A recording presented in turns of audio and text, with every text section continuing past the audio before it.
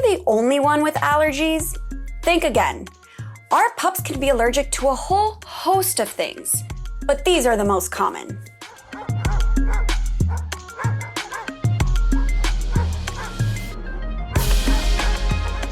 Welcome back to Alpha Pop, your destination for everything dog. I'm Bernie Zilio, and I'm on a mission to answer every doggone question you have ever had about your fur babies. And today we are talking about the 3 most common allergies in dogs.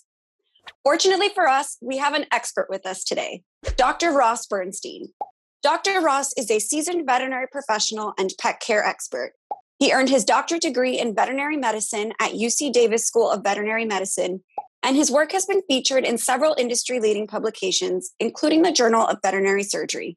He is our go-to vet for everything we want and need to know about our fur babies. So welcome back to Alpha Pod, Dr. Ross. Hey, Bernie. How's it going?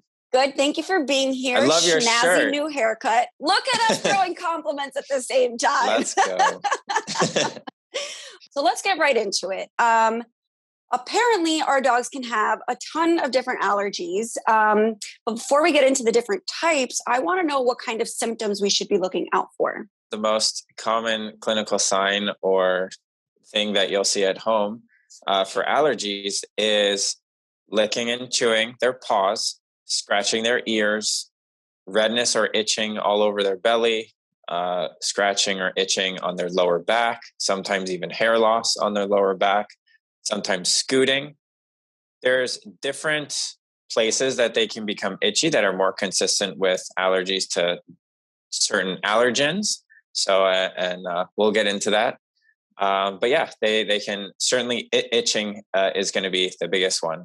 If it's a food allergy, which we'll get into later, you can also sometimes see vomiting and diarrhea. Okay, fascinating, because I feel like most of those symptoms dogs kind of do in general. So it's good to point it out and look out in case they're doing it more frequently or if it's kind of like an obsessive thing. So in dogs, allergies can pretty much be broken down into 3 big, broad categories. We have environmental allergies, food allergies, and then flea allergies. So those are the three big categories usually that we group all of our allergic reactions or responses into. Okay, I like it. Very comprehensive. Okay, so we have 3 main categories. The first one you mentioned is environmental allergens.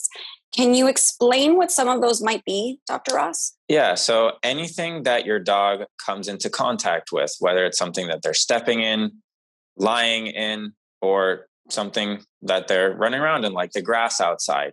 Could be grass, could be pollen, could be dust, could be your carpet. Really, it could be anything in their environment. Sometimes these allergies are what's called seasonal. So if a dog is allergic to pollen, then you might see that they become more itchy or start licking their paws more in seasons when there's a lot more pollen or flowers are blooming. So sometimes in spring or summer, and then the allergies back down a bit in the fall and winter. Some of the most common signs that we see kind of going along with that is if they're walking in the pollen or walking in the grass, they'll come back and lick and chew at their paws. So they can be very itchy in those places. Sometimes you'll see that if they're a white, fluffy dog, you can see from all that licking, they can get what's called saliva staining. So their paws can start to turn a little bit like purple, reddish color from all the licking. So those are some of the common signs that you can see. That's so interesting. I used to have a Maltese, and those white, fluffy dogs, I've noticed that discoloration on their paws, and I never put 2 and 2 together that it could be saliva staining. So seriously, I learn something new from you every day. But that's really good information. Thank you for sharing that. The second, I guess, most common, or one of the 3 most common allergens for dogs would be food. And I personally have experienced this with my own dog Pod. And I've actually come to find that a lot of dogs have food allergies. Can you kind of explain like what kind of food allergens can be present in our dogs? Yeah, so in dogs, food allergies is another big one. Some of the signs that you might see can be vomiting, can be diarrhea. It can also be what's called a food intolerance, which is slightly different to an allergy, but I would say it's probably beyond the scope of this discussion.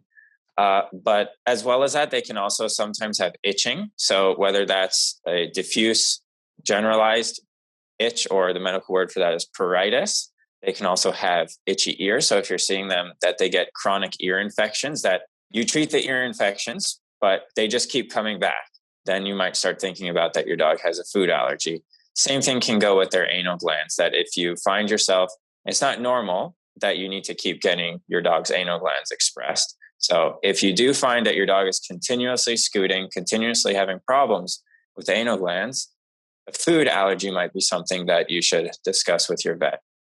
So we talked about some of the clinical signs. So then some of the things that they could be allergic to is the protein source in the food, such as chicken.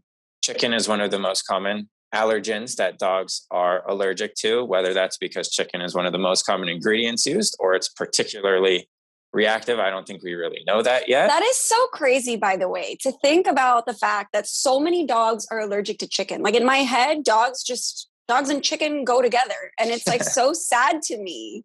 Yeah.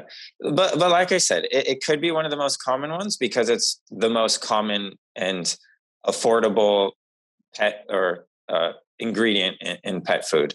So I don't think we know that for sure it's like the most common, but it's one of the more common ones that we see.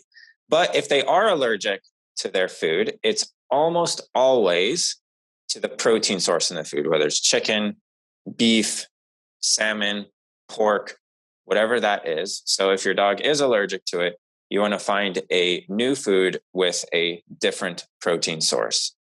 A lot of people think that their pets will have a grain allergy and they want to put their pets on a grain-free diet. But again, that's not the protein source in the food.